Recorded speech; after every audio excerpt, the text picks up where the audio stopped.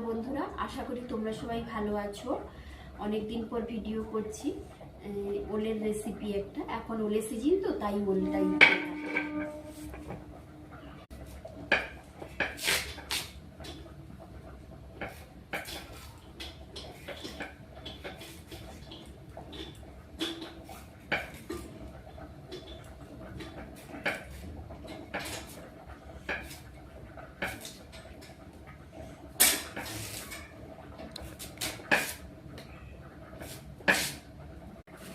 ওলটা এখন আমি একটু নুন মাখাবো।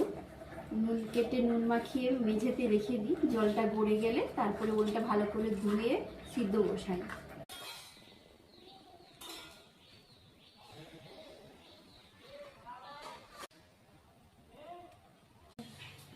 কড়াইটা বসিয়ে দিলাম, কড়াইয়ে জল দিয়ে দিচ্ছি, সিদ্ধ বসিয়ে দিচ্ছি।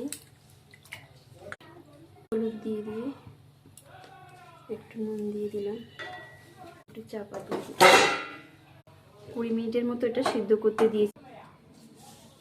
সিলটা ধুয়ে সরষেটা বেটে নিচ্ছি। সিলটা ধুয়ে সরষেটা নিয়ে সরষেটা বেটে নিচ্ছি। ওলটা সেদ্ধ মাখা খাবো তো, তাই টাটকা সঙ্গে সরষেটা বেটে খেতে হয়।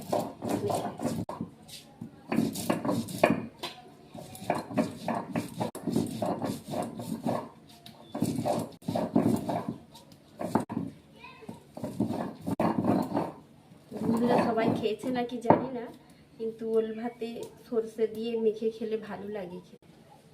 বাটিয়ে নিয়ে নিচ্ছি।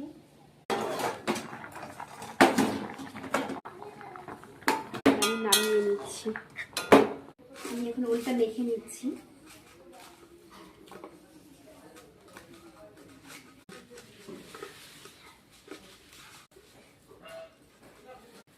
মাখাটা রেডি হয়ে গেছে।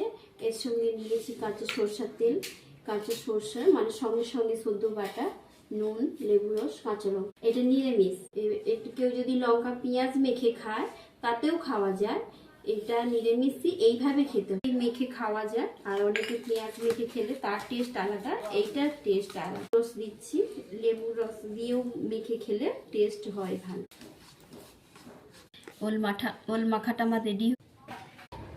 বন্ধুরা, যে ওল ভাতে আমি নিয়েছি, আমার তো খুবই ভালো লাগে। ডিমের ঝোল, ওল, শাক ভাজা, ওল ভাতেটা নিয়েছি। সব থেকে আমার এইটাই প্রিয়। আমার তো খুঁটিতে